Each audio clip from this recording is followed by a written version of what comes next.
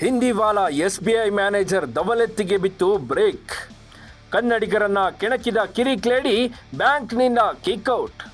ಅಷ್ಟಕ್ಕೂ ದರ್ಪ ತೋರಿದ ಹಿಂದಿವಾಲಗಳಿಗೆ ಸಿಎಂ ಕೊಟ್ಟ ಸಂದೇಶ ಏನು ಅಂತ ಹೇಳ್ತೀವಿ. ಅದಕ್ಕೂ ಮೊದಲು ಬಾಸ್ ಟಿವಿ ಕನ್ನಡ ಚಾನೆಲ್ನ ಸಬ್ಸ್ಕ್ರೈಬ್ ಮಾಡಿ. ಕನ್ನಡಿಗರನ್ನ ಕೆಣಕಿ ಉಳಿದವರಿಲ್ಲ ಎಂಬುದು ಪ್ರಪಂಚಕ್ಕೆ ಗೊತ್ತು. ಈ ನಡುವೆ ಎಸ್ಬಿಐ ಮಹಿಳಾ ಮ್ಯಾನೇಜರ್ ಕರ್ನಾಟಕದಲ್ಲಿರುವವರಿಗೆ ನಾನು ಯಾವತ್ತೂ ಕನ್ನಡ ಮಾತಾಡಲ್ಲ ಎಂದು ದರ್ಪ ಮೆರೆದ ಘಟನೆ ಆನೇಕಲ್ ತಾಲೂಕು ಸೂರ್ಯನಗರ ಎಸ್ಬಿಐ ಬ್ಯಾಂಕ್ನಲ್ಲಿ ನಡೆದಿತ್ತು.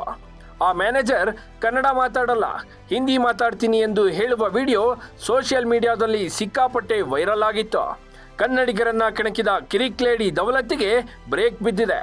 ಹೌದು, ಬೆಂಗಳೂರಿನ ಹೊರವಲಯ ಆನೇಕಲ್ ತಾಲೂಕಿನ ಸೂರ್ಯನಗರದ ಎಸ್ಬಿಐ ಶಾಖೆಯ ಮ್ಯಾನೇಜರ್ ನಾನು ಕನ್ನಡ ಮಾತನಾಡಲ್ಲ, ನೀವೇ ಹಿಂದಿ ಮಾತನಾಡಿ, ಇಲ್ವೆಂದ್ರೆ ಅದೇನು ಮಾಡ್ಕೋತಿರೋ ಮಾಡ್ಕೊಳ್ಳಿ ಎಂದು ದರ್ಪ ಮೆರೆದಿದ್ದ ಎಸ್ಬಿಐ ಬ್ಯಾಂಕ್ ಮ್ಯಾನೇಜರನ್ನು ವರ್ಗಾವಣೆ ಮಾಡಿ ಬ್ಯಾಂಕ್ ಆಡಳಿತ ಮಂಡಳಿ ಶಿಕ್ಷೆ ನೀಡಿದೆ.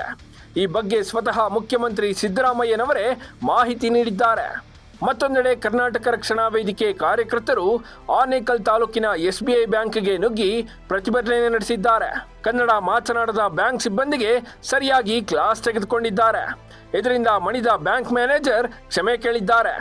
ವಿಡಿಯೋ ಮೂಲಕ ಕ್ಷಮೆ ಕೇಳಿರುವ ಬ್ಯಾಂಕ್ ಮ್ಯಾನೇಜರ್, ನನ್ನಿಂದ ಯಾರಿಗಾದರೂ ನೋವಾಗಿದ್ರೆ ಕ್ಷಮಿಸಿ, ನಾನು ಕನ್ನಡದಲ್ಲೇ ವ್ಯವಹರಿಸಲು ಪ್ರಯತ್ನಿಸುತ್ತೇನೆ ಅಂತ ನಗುತ್ತಾ ಕ್ಷಮೆ ಕೇಳಿದ್ದಾರೆ.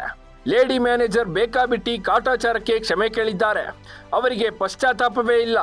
ನಗುತ್ತಾ ಕೇಳಿರುವುದು ಅದೆಂತಹ ಕ್ಷಮೆ? ಈ ರೀತಿಯ ಕ್ಷಮೆ ನಮಗೆ ಬೇಕಾಗಿಲ್ಲ. ಎಸ್ಬಿಐ ಖುದ್ದಾಗಿ ಈ ಬಗ್ಗೆ ಪತ್ರದ ಮೂಲಕ ಕ್ಷಮೆ ಕೇಳಬೇಕು. ಈ ಮಹಿಳೆಯನ್ನ ಕೂಡಲೇ ಕೆಲಸದಿಂದ ವಜಾ ಮಾಡಬೇಕು ಎಂದು ಕನ್ನಡಿಗರು ಆಗ್ರಹಿಸಿದ್ದಾರೆ. Bureau report, boss TV Kannada. Latest ಹಾಗೂ ಇಂಟ್ರೆಸ್ಟಿಂಗ್ ಸುದ್ದಿಗಳಿಗಾಗಿ ಬಾಸ್ ಟಿವಿ ಕನ್ನಡ ಚಾನೆಲ್ನ ಸಬ್ಸ್ಕ್ರೈಬ್ ಮಾಡಿ. ಹಾಗೆಯೇ ಬೆಲ್ ಐಕಾನ್ ಪ್ರೆಸ್ ಮಾಡಿ. ಇದರ ಜೊತೆಗೆ ಫೇಸ್ಬುಕ್, ಇನ್ಸ್ಟಾಗ್ರಾಮ್, ಎಕ್ಸ್ನಲ್ಲೂ ಮಿಸ್ ಮಾಡದೆ ಫಾಲೋ ಮಾಡಿ.